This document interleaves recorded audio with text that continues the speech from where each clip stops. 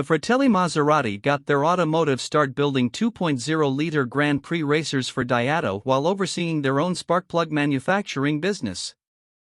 In 1926, when Daihatsu suspended racing operations, the brothers started building highly successful Maserati race cars.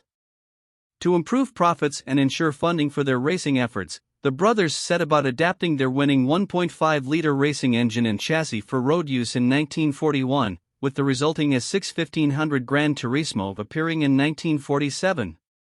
Today, circumstances are again forcing Maserati down a new path, this time toward electrification, and the brand will again incorporate motorsports tech on its first production EV. Fittingly, it will again be a Grand Tourer. But rather than adapting a race car for road use, this time Maserati co-developed an all-new Formula E race car alongside the 2024 GranTurismo Folgore. The racer will run in the 9th E-Prix season in early 2023. The road car arrives later in the year, and we just got an exclusive opportunity to test it out on Maserati's home track, Autodromo di Modena. The heart of any racing or performance car is its powertrain, and just as motorsports has always done for combustion engines, Formula E racing development is unlocking new ways to maximize power and minimize energy use. The solutions aren't always cheap, but big racing budgets and luxury Grand Tourer sticker prices can help incubate innovation. The 2024 Maserati GranTurismo Folgore employs 3 motors, designed and built by Maserati. Each arrays 100 permanent magnets in intricate V formations within the rotors. Note, these are traditional barrel-shaped radial flux motors, not the pancake-style axial flux type. None can be declutched, so they're always powered, and all those magnets make these motors too pricey for mainstream Maserati EVs like the forthcoming Grayscale Folgore SUV. T-bone battery. To achieve the same low seating position and leg environment found in the Nettuno V6-powered GranTurismo, which changes little relative to the previous model, the battery pack fills the center tunnel, expanding into the engine compartment in front and the area beneath the rear seats and back.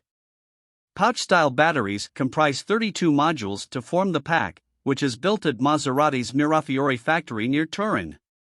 Total capacity is 92.5 kWh, 88.0 of which are usable.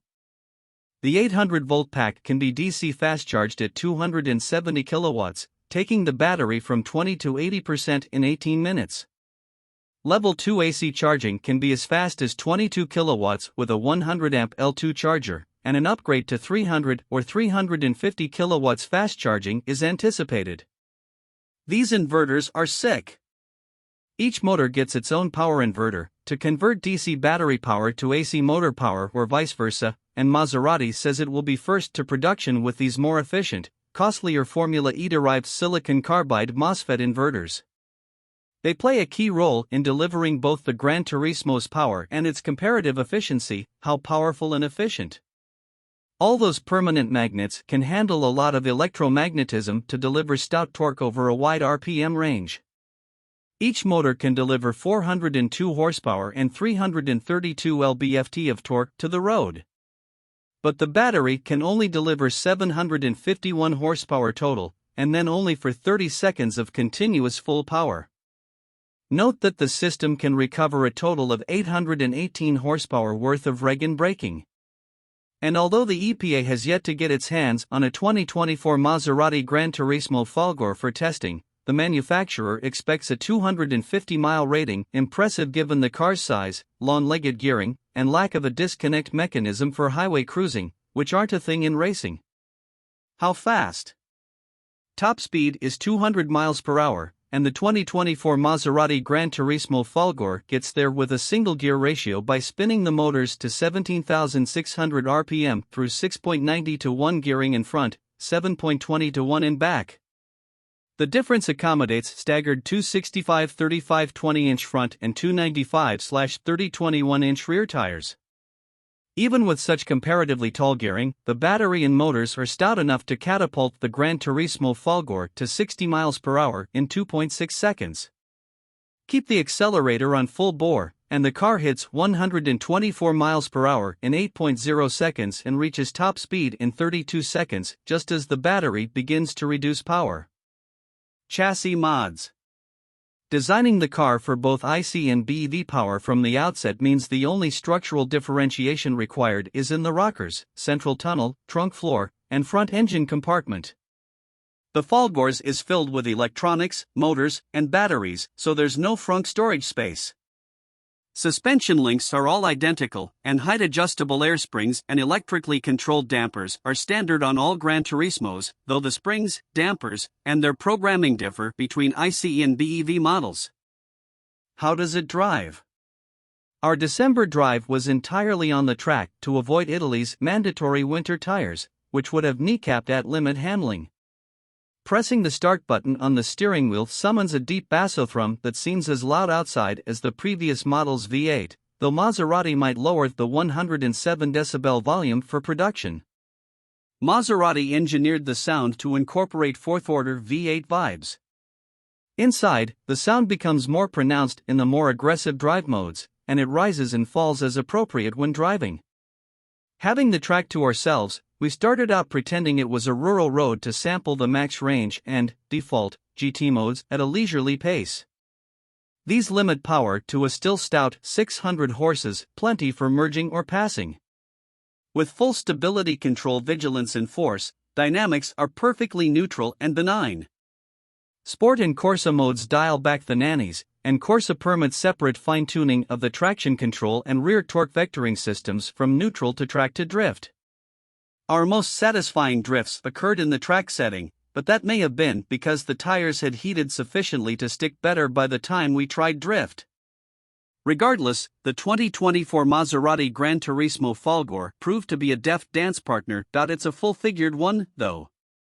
Offering short trip accommodations for 4 modest-sized adults and providing a 9.5 cubic foot trunk, only 1.5 cube smaller than the Visa XS trunk, it's no surprise the GranTurismo Folgore is about as long and wide as a Jaguar XF, though Maserati claims its roof is lower than any other 4-seat production EV. And with that big battery, it weighs about 5,000 pounds. Because it can root up to 402 horsepower and 332 lb-ft of torque to either outside rear wheel, it jaws into turns eagerly and hence feels nimbler than its size and mass suggest. Having the battery weight centralized along the car's roll center means there's less of the inertial roll resistance that can inhibit full-floor battery cars' willingness to turn into corners. Braking is by wire, with the level of regen controllable via steering wheel paddles in 4 steps that range from mimicking the combustion GranTurismo's coasting deceleration rate to full one-pedal driving. The calibration seemed faultless, with no discernible transition from regen to friction. Coming off the straights, the 15.0-inch front/13.8-inch rear steel Brembo brakes never evinced a hint of fade. How grand is the touring?